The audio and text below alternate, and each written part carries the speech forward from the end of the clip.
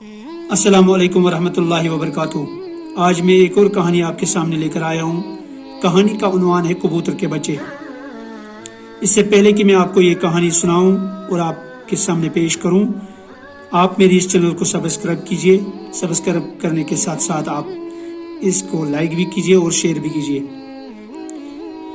ایک دفعہ ایک اعرابی اپنی آستین میں کچھ چھپائے ہوئے حضور صلی اللہ تعالیٰ علیہ وسلم کی خدمت میں حاضر ہوا اور کہنے لگا، اے محمد صلی اللہ تعالیٰ علیہ وسلم، اگر تو بتا دے کہ میری اس آستین کے اندر کیا ہے تو مان لوں گا کہ واقعی تو سچا نبی ہے صلی اللہ علیہ وسلم۔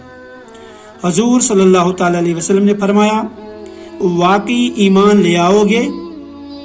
اس نے کہا، ہاں واقعی ایمان لے آؤں گا۔ فرمایا، تو سنو، تم ایک جنگل سے گزر رہے تھے تو تم نے ایک درخت دیکھا جس پر کبوتر کا ایک گھونسلہ تھا۔ اس گھونسلے میں کبوتر کے 2 بچے تھے۔ تم نے ان دونوں بچوں کو پکڑ لیا۔ ان بچوں کی ماں نے جب دیکھا تو وہ ماں اپنے بچوں پر گری تو تم نے اس سے بھی پکڑ لیا، اور وہ دونوں بچے اور ان کی ماں اس وقت بھی تمہارے پاس ہیں اور اس آستین کے اندر موجود ہے۔ اس پر اعرابی نے جب یہ سنا تو حیران رہ گیا اور دنگ رہ گیا اور جٹ پکار اٹھا، اشہد ان لا الہ الا اللہ واشہد ان محمد رسول اللہ صلی اللہ تعالی علیہ وسلم۔ اس سے یہ پتہ چلتا ہے کہ آپ صلی اللہ علیہ وسلم کی شان مبارک رب کریم کے سامنے کتنی عظیم اور بلند اور بالا ہے۔